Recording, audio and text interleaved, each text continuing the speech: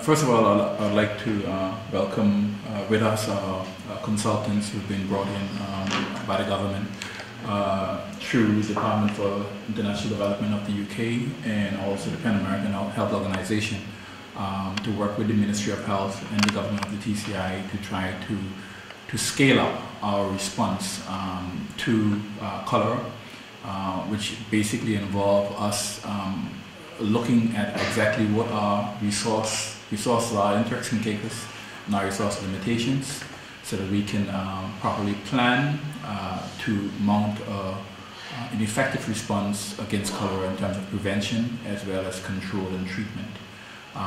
This is meant to be not only a short-term plan but also a long-term plan. Lam spoke about the first draft of the plan, what specifically it addresses, and how it will be carried forth. First of all, I should say that there is in existence already a national contingency plan for the Turks and Caicos Islands, which is an overarching contingency plan to cover many different types of emergencies and disasters that may or may not happen.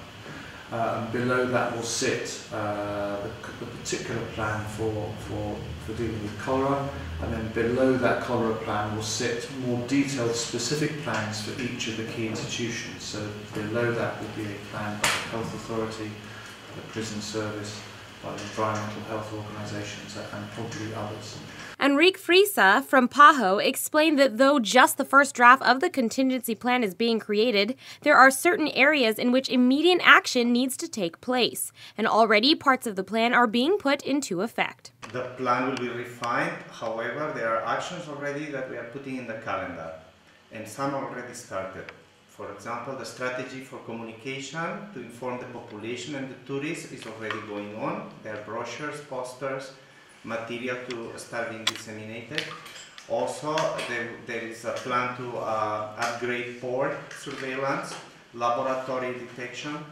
There is we have put in the calendar for early next year to conduct simulation exercises involving many sectors, from the security forces to tourist sector, health, environment, etc. Also scheduled on the agenda is training for health professionals. Frisa spoke about which areas of the plan need to be addressed and perhaps revised. So the plan that we are working is more how to refine, how to budget it, what to do first, what to do later, where to start, what island we initiate activities. With thousands of cholera cases in Haiti, and with the disease now making its way through the Dominican Republic, TCI health officials say that it is only a matter of time before it reaches the TCI.